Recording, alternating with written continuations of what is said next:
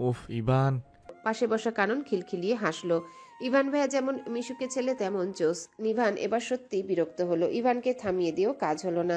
সে কি কারো কথা শোনে? সে আছে খোঁচাতে। না পেরে নিভান এবার কৌরিকে ডাক দিল। কৌরি ছিল নিজের খেয়ালে। একবার নয় দুবার ডাক দেওয়া লাগলো তাকে। এই কৌরি শুনছো? এই নাফিম কিনে যাও তো, চেঞ্জ করে দাও। কৌরি এলো। নাফিমকে কোলে নিয়ে উঠিয়ে দেওয়ার সময় ফের নাফিমের গামছা ধরে টান দিল ইভান। নিভান হাত চেপে ধরে আটকালো। মিছে মিছে রাগ দেখালো। তাতে থোড়াই না ইভানের গেল এলো। নাফিমকে নিয়ে উপরে উঠে চেঞ্জ করিয়ে দিল কৌরি। ওদের গোসলের মধ্যেই আসার সাহেব এসে বডি ওয়াশ শ্যাম্পু রেখে গিয়েছিলেন সারা পুকুরে শ্যাওলা গায়ে জড়িয়ে। এবার বডি ওয়াশ শ্যাম্পু নিতে ব্যস্ত হলো ইভান। নিভানের হয়ে গেছে। কয়েক সিঁড়ি উপরে উঠে কৌরির কাছে তোয়ালে চাইল সে। সেটা দেখে ইভান এবার কৌরির পিছে লাগলো। কি বলেছিলাম ফুলকড়ি? বলেছিলাম না ওই মানুষটা থেকে দূরে দেখো, না হলে কিন্তু তার প্রেমে পড়ে যাবে। সব মেয়েরা কিন্তু ওই একই ভুল করে। মানলে না আমার কথা? তুমিও সেই ভুল করলে। দেখেছ, শেষমেশ বিয়ে করে নিতে হলো। এখন আবার খ্যাতমত করতে হচ্ছে। এর জন্য লোকে বলে গরিবের কথা বাসি হলেও বলে। তখন শুনলে না আমার কথা। এখন খ্যাতমত করে যাও। নিভান থোড়াই না কানে তুলল ইভানের কথা। তবে কৌরি তাজ্জব বনে গেল। তখনও হা হয়ে ইভানের কথাগুলো শুনে যাচ্ছে। এমন কথা কখনো বলেনি ইভান। বরং তার দাদা ভাইয়ের গুণকীর্তন গেয়ে দিনের পর দিন উস্কিয়ে গেছে তাকে। ফাজিল লোকটা এখন পোল্টি খাচ্ছে, উল্টো গান গাইছে। কি ফুলকড়ি, ফলে গেল তো আমার কথা? এবার নিভান বলল। ইভান হেসে বলল, ফুলকৌরি কি? ফুলকড়ি ইজ ফুলকড়ি। তুমি কি বলতে চাইছ? ফুলকড়িকে আমি বৌমনি বলবো? Never ever. অতটুকু একটা মেয়েকে বৌমনি বলা যায়? যদি 25-26 বছরের একটা বুড়িচুরি হতো তবে ভেবে না হয় দেখা যেত। ভেবে দেখা যেত কি বড় ভাইয়ের বউ হিসাবে বৌমনি বলে ডাকতেই হতো। কিন্তু এমন একটা বাচ্চা মেয়েকে বৌমনি ডাকা যায়? কৌরি এবার আর ইভানের দিকে নয় নিভানের দিকে ছোট মুখ করে তাকালো। উন্মুক্ত শরীর, একটানা মাথা মুছে চলেছে মানুষটা। কৌরিকে তাকাতে দেখে মিষ্টি হেসে দিল নিভান। নিভানের হাসি দেখে কৌরিও মৃদু হেসে মাথা নিচু করে নিল। সে তো জানে ইভান কেমন, তবে কেন বোকামো করে অমন ছোট মুখ করে তাকালো? নিজের বোকামোতে যেন নিজেই লজ্জা পেল কৌরি। ইভানকে থামাতে নিভান ফের বলল, তবুও ও আর ফুলকৌরি নয়। ও তোর মেয়ের বয়সী হলেও ওকে বৌমনি বলে ডাকবি। আরে ফুলকড়ি আমাদের ফুলকড়ি। ও তোমার বউ হওয়ার আগে আমাদের ফুলকড়ি ছিল। ছিল না নাফিন? পুকুর পাড়ে শান বাঁধানো ঘাটের একপাশে বিশাল বড় একটা কামিনী ফুল গাছ, অপর পাশে ঝাপানো একটা করমচা গাছ। সেখানে সবুজের মিশেলে লাল করমচাতে গাছ হেলে পড়েছে। সেখান থেকে করমচা তুলছিল নাফিম। ইভান তাকে উদ্দেশ্য করে বলতেই নাফিম নাকমুখ কুচকালো। অর্থাৎ তাকে একটু আগে চরম বেজ্জতি করার কারণে ইভানের কথায় উত্তর দেবে না সে। ইভান সেটা দেখে এবার কৌরিকে ছেড়ে নাফিমের পিছু লাগলো। নিভান বিরক্তির সাথে ইভানের কাজে এবার অধৈর্য হয়ে পড়ল। বুঝতে পারল ইভানের আজকের টার্গেট নাফিম অ্যান্ড কৌরি। এরা সামনে থেকে না সরা পর্যন্ত এই ইতর ছেলেটা কিছুতেই থামবে না। নিভান কোনো রকম চেঞ্জ করে নাফিম আর কৌরিকে ডেকে নিয়ে বাড়ির ভেতর চলে গেল। ততক্ষণ পর্যন্ত বিরতি চলল ইভানের ইতুরেপনা। ওরা চলে যেতেই কানন হাসি থামিয়ে বলল, আপনি পারেনও বটে ভাইয়া। বিনিময়ে একগাল হাসল ইভান। ইদানিং তার সবচেয়ে জ্বালাতে ভালো লাগে তন্ময়ীকে। আজ তাকে জ্বালানোর সুযোগ পায়নি ইভান, তাই সুযোগটা ব্যবহার করলো নাফিম আর কৌরির উপর দিয়ে।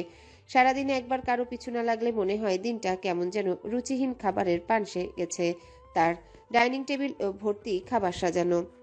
চিংড়ি মাছ দিয়ে মোচা ঘন্টা, নারিকেলের দুধ দিয়ে লাউ চিংড়ি, রুই মাছের মাথা দিয়ে মুড়ি ঘন্ট, চিংড়ি মাছের মালাইকারি, রুইয়ের দই মাছ, কাতলা মাছের মাখা মাখা ভুনা এবং সর্ষে ইলিশের সাথে দুধ পোলাও, দেশি মুরগির রোস্ট, রাজহাঁসের মাংস ভুনা এবং হাঁসের ডিমের কোরমা। মিষ্টান্নতে রয়েছে পায়েস সহ গাজরের হালুয়া এবং দই, সঙ্গে 2-3 পদের আচার। টেবিল ভর্তি টাই টাই খাবার, আর খাবার সুগন্ধে মৌ মৌ করছে চারিপাশটা। টেবিল ভর্তি খাবার দেখে ইভান হাই হাই করে উঠল। ঝুমুরকে উদ্দেশ্য করে বলল, কি করছেন কি আন্টি? এ তো আপনি পুরো বিয়ে বাড়ির আয়োজন করে ফেলেছেন। বিনিময়ে ঠোঁটে মাতৃসুলভ স্নেহময় হাসি ফুটিয়ে ঝুমুর বলল, এ তো বাড়ির সবকিছু আলাদা আয়োজনের আর সময় কোথায় পেলাম? তোমরা আসবে জানলে আলাদা আয়োজন করা যেত। যা করেছেন আর আলাদা আয়োজনের দরকার নেই। এই খেয়ে সবাই শেষ করতে পারলে হলো। সবাই চেয়ার টেনে বসে পড়ল। ঝুমুরকে উদ্দেশ্য করে কথাটা বলে ইভানও চেয়ার টেনে বসে পড়ল। সঙ্গে সঙ্গে পাশের চেয়ারে বসা নিভান চাপা স্বরে বলল, সাবধান, খেতে গেলে আবার লঙ্গি খুলে না যায়। এটা কিন্তু সেই ছেলেবেলা নয়। সর্বক্ষণে বেইজ্জতি হলেও কেঁদে কেটে লঙ্গি বিসর্জন করে ফেলতাম। আর সবার সেই ইজ্জত হারানোর বিবস্ত্র দৃশ্যটা ভুলে গেল। সুতরাং খাবার চেয়ে মনোযোগ লঙ্গিতে। এই বসে ইজ্জত হারলে কি হবে নিশ্চিত বুঝতে পারছিস? সবার পিছু পড়ে থাকা ছেলেটা আতঙ্কগ্রস্ত হলো। গোল গোল নজরে নির্লিপ্ত ভঙ্গিতে বসে থাকা নিভানের দিকে তাকিয়ে রইল। শেষে কিনা দাদা ভাইও এবার নিজের পরনে লুঙ্গির দিকে একবার অসহায় নজর দিল। গোসল শেষে যখন আসার সাহেবের লুঙ্গি পরল ইভান, তন্ময়ী আর মৌনতা তো খিলখিলিয়ে হেসে দিল। সাথে নাফিম মান্যতাও বাদ যায়নি। নাফিম তো বলেই বসলো, ছোট দাদা ভাই তোমাকে কেমন পাগল পাগল বোকা বোকা লাগছে। আসলে লুঙ্গি পরায় পাগল পাগল লাগেনি, লুঙ্গি পরার ধরনে অদ্ভুত পাগল পাগল বোকাশোকা দেখাচ্ছিল। পরে যখন আসার সাহেব ঠিকঠাক করে পরিয়ে দিলেন, তারপর যা একটু সামলাতে চলতে পেরেছে ইভান। না হলে নিজে যখন পড়েছিল শুধু পায়ে পেঁচিয়ে জড়িয়ে যাচ্ছিল। খুলে যাওয়ার সম্ভাবনায় কোমরে গিটের ওখানে সর্বক্ষণ চেপে ধরে রাখা লাগছিল। তখন বুঝেছে না বুঝে শুনে পুকুরে গোসল করতে নামার ঠিকঠাক শাস্তি। ততক্ষণে উপায়হীন, আর সেই উপায়হীন অসহায় মানুষটাকে তার ভালো দাদাভাইও সুযোগ দিয়ে খোঁটা দিচ্ছে। ইভান, কি ভাবছো? খাবার শুরু করো। আসার সাহেবের কথায় ইভান জোরপূর্বক সৌজন্য হাসি মুখে ফুটিয়ে বলল, এই তো শুরু করছি আঙ্কেল। অথচ তখনও তার মন আতঙ্কগ্রস্ত। এরকম খাবার টেবিলে তার বেজ্জতি হয়েছিল। লুঙ্গি পরে খাবার খেতে বসেছিল। খাবার খেতে খেতে লুঙ্গির কথা আর মনে ছিল না। খাবার শেষে চেয়ার ছেড়ে যখন উঠে দাঁড়ালো, তখন মনে হলো তার পরনের লুঙ্গি গায়েব, নিচে পড়ে গেছে। সবাই তখন তার দিকে চেয়ে, ছিছি সে কি বেজ্জতি। এখনো মনে উঠলে ইভানের কান মাথা গরম হয়ে যায়। সেই কাণ্ড যদি আজও ঘটে, ওরে আল্লাহ! ইজ্জত হারানোর লজ্জায় তার বুড়িগঙ্গার ওই পচা বজ্র নোংরা পানিতে ডুবে মরা ছাড়া আর উপায় থাকবে না। ইভান অসহায় মুখ করে নিভানের দিকে তাকালো। দাদাভাই সেই বিদঘুটে পুরনো স্মৃতিটা ঠিক খাবারের সময় মনে করিয়ে দিয়ে তার খাওয়া আটকে রেখে নিজেকে নির্লিপ্ত ভঙ্গিতে খেয়ে চলেছে।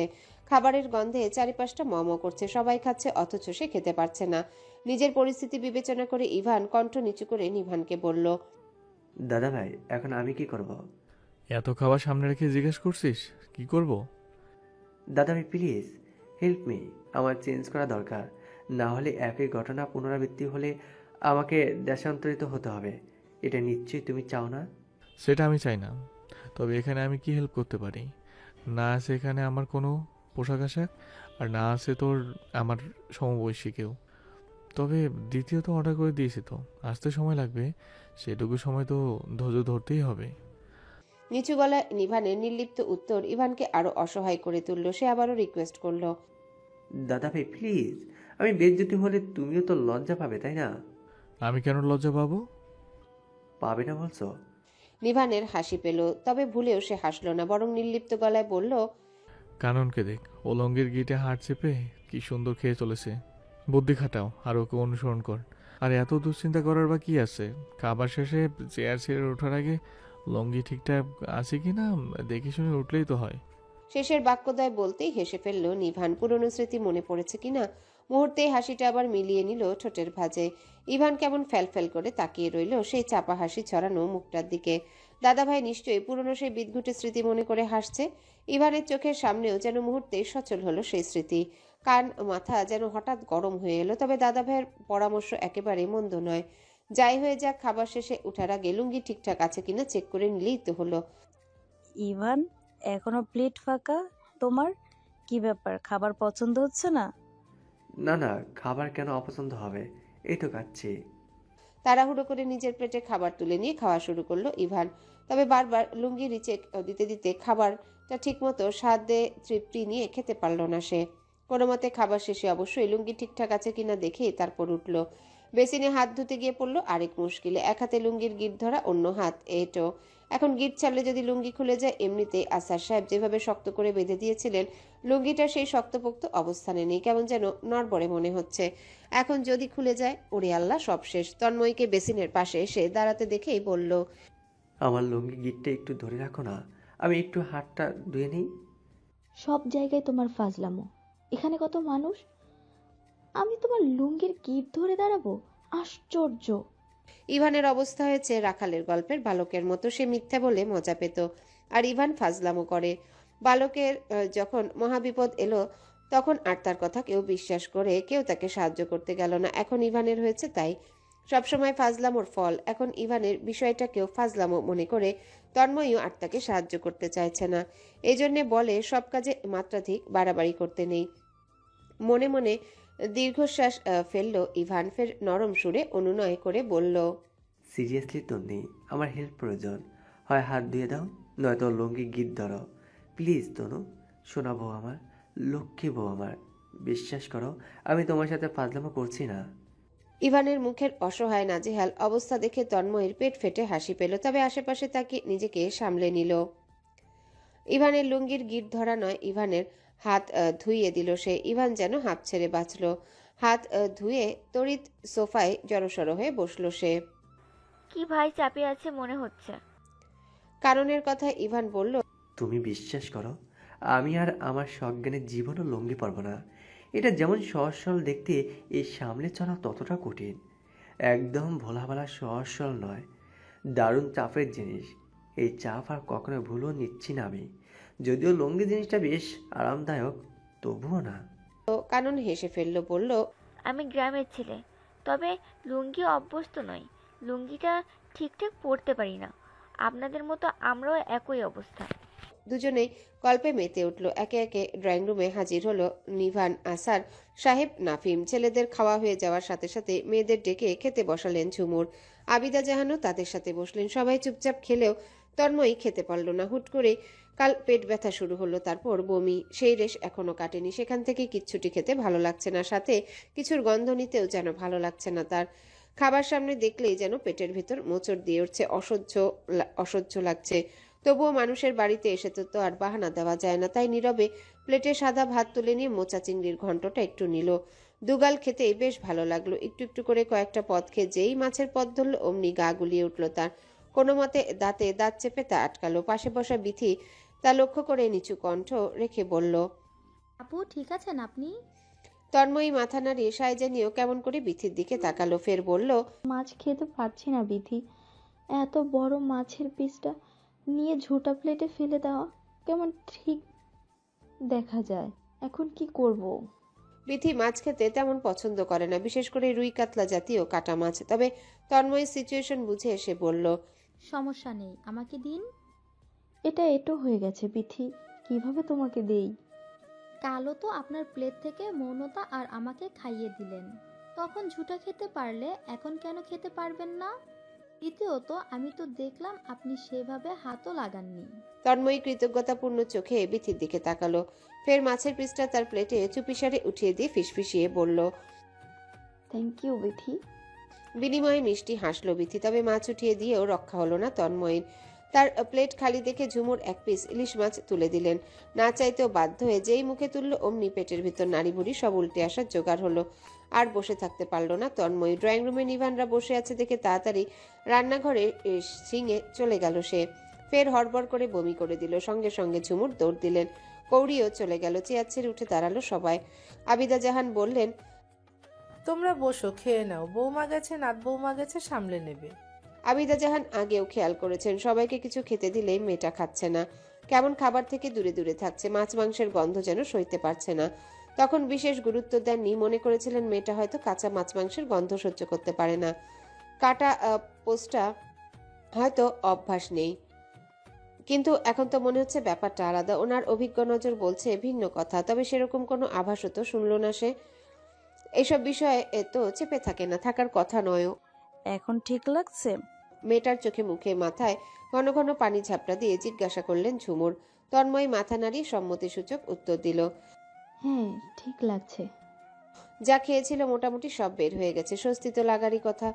ঝুমুর ফের জিজ্ঞাসা করলেন, খাবার অসুবিধা লেগেছে তোমার কাছে? কি বললেন আন্টি? খাবার খুবই সুস্বাদু এবং ভালো হয়েছে।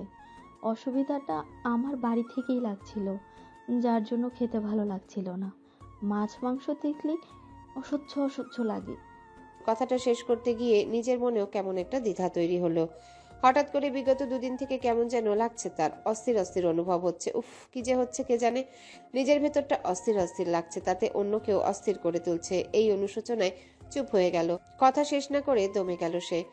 বলতেও কেমন সংকোচ হলো। সেটা তুমি আগে বলবে না?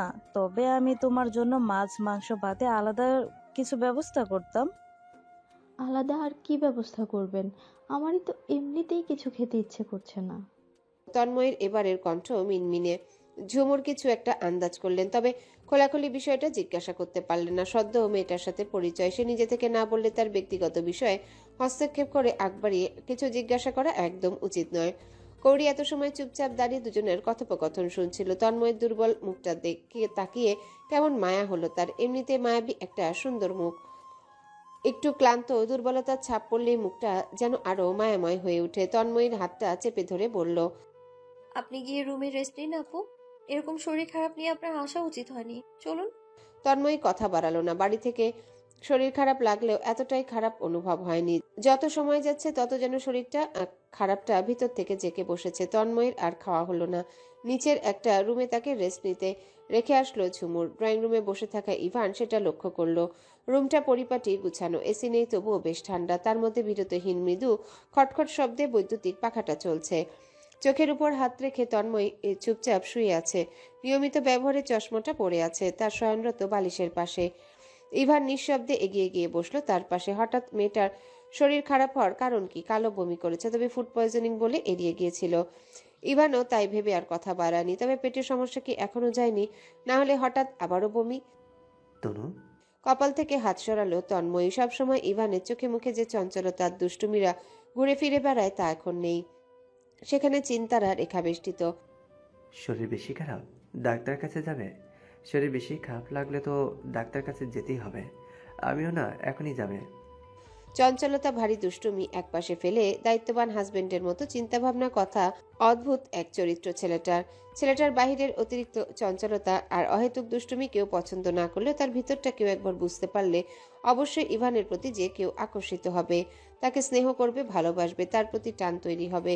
তন্ময়ী হাসলো। ইভানের এসব আচরণের কারণেই হয়তো খুব তাড়াতাড়ি পিছে ফেলে আসা খারাপ সময়টা ভুলতে পেরেছে তন্ময়ী, ভুলতে পেরেছে ছেলেটার করা অন্যায় কর্মকাণ্ডটাও।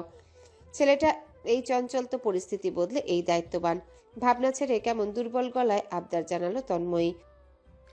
ইভান শোবে আমার পাশে, আমি একটু তোমার কাছে ঘুমাই। তন্ময়ী জুড়ছে এমন আবদার। ইভান যেন বিস্মিত হলো। কপালে ভাঁজ ফেলে স্থির চোখে কিছু সময় তন্ময়ীকে দেখে ধপাস করে তার পাশে শুয়ে পড়ল। আজ তন্ময়ীকে কাছে টানা লাগলো না, নিজেই ইভানের কাছে এসে তাকে জড়িয়ে চোখ বুজে নিল। তার মনে হচ্ছে কোথাও একটা গরমিল হচ্ছে, আর গরমিলটা মনে হয় একটু একটু করে পরিষ্কার হচ্ছে তার কাছে। তাই যদি সত্যি হয় তবে তা কি করে জানাবে সে ইভানকে? বিষয়টাও ইভান কি করে নিবে? মূলত কি কারণে শরীর খারাপ লাগছে তোমার, বলবে আমাকে? সত্যি কি ফুড পয়জনিং হয়েছে নাকি অন্য কিছু? আমার কথা বলতে ভালো লাগছে না ইভান, গলা ব্যথা করছে প্রচুর। আচ্ছা ঠিক আছে, চুপচাপ থাকো। তন্ময়ের চুলের ভাঁজে আঙ্গুল চালিয়ে নাড়াচাড়া করতে থাকলো ইভান। মেয়েটা যেন আরাম পেল। খুব ধীরে ধীরে তার দুর্বল নিঃশ্বাস ছাড়া আর কোনো শব্দ পাওয়া গেল না। নড়াচড়া তো একদম নয়। বিকেলের দিকে তন্ময়ের শরীর আবারও চনমনে হয়ে উঠল। তন্ময়কে সুস্থ দেখে সবাই মিলে সিদ্ধান্ত নিল নক্ষত্রবাড়ি রিসোর্টে যাবে। মূলত নিতু ইতুই অফারটা করেছে। সঙ্গে সঙ্গে মেয়ে দলেরা ঘুরতে যাওয়ার জন্য লাফিয়ে উঠল। এই বাড়ি থেকে 15-20 মিনিটের রাস্তা, গাড়িতে গেলে এত সময়ও লাগবে না। আবিদা জাহান আর আসার সাহেব মেয়েদের সিদ্ধান্তে আশকারা দিতেই সবাই তৎপর হলো রেডি হতে। নিজের রুমে রেডি হচ্ছে কৌরি। আবারও শাড়ি পরতে হয়েছে তাকে। গরমে একটুও পুনরায় গায়ে শাড়ি জড়াতে ইচ্ছা করছিল না, তবুও বাধ্য হয়ে জড়াতে হলো। কেননা এই বাড়িতে আসার সময় এক্সট্রা পোশাক আনেনি, তাই ঘুরতে যাওয়ার জন্য পুনরায় শাড়ি অঙ্গে জড়াতে হলো তাকে। শাড়ি ছাড়া উপায় নেই। কি সুন্দর নিতুর একটা ড্রেস পরে আরামে ঘুরছিল সে। আরাম শেষ। কালকে যে শাড়িটা পরে এ বাড়িতে এসেছিল সেটাই পরলো কৌরি। চুলটা খোপা করে মুখে হালকা প্রসাধনীর প্রলেপ লাগালো। এর বেশি সাজ সে কখনোই সাজে না, দু এক সময় অতিরিক্ত ঠোঁটে লিপস্টিকটা লাগানো ছাড়া। মেয়েদের নাকি চোখে কাজল পরলে দারুণ মায়াবী দেখায়, চোখের সৌন্দর্যতা বৃদ্ধি পায়, চেহারার লাবণ্য বাড়ে। অথচ কাজলটাও লাগানো হয় না কখনো কৌরির। এসব ভাবতে ভাবতে হিজাবটা গুছিয়ে মাথায় জড়ালো সে। মাথায় পিন আপ করে কাঁধে পিন আপ করতে গিয়ে বাঁধল বিপত্তি।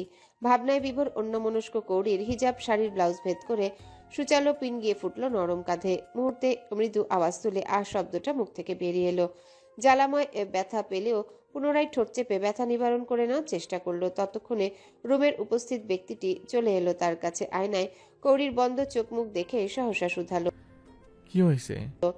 প্রশ্ন শুধালেও নিভান চুপচাপ নেই। এত সময় তার লক্ষ্য ছিল কৌরিকে ঘিরে, বিধায় কি হয়েছে সেটুকুও লক্ষ্য করেছে সে। প্রথমে কৌরির হাত থেকে পিনটা নিয়ে কপালে ভাঁজ ফেলিয়ে লক্ষ্য করে দেখে তির্যক বাক্য ছুড়ল। এটার মধ্যে আর সুচের মধ্যে পার্থক্য কি আছে?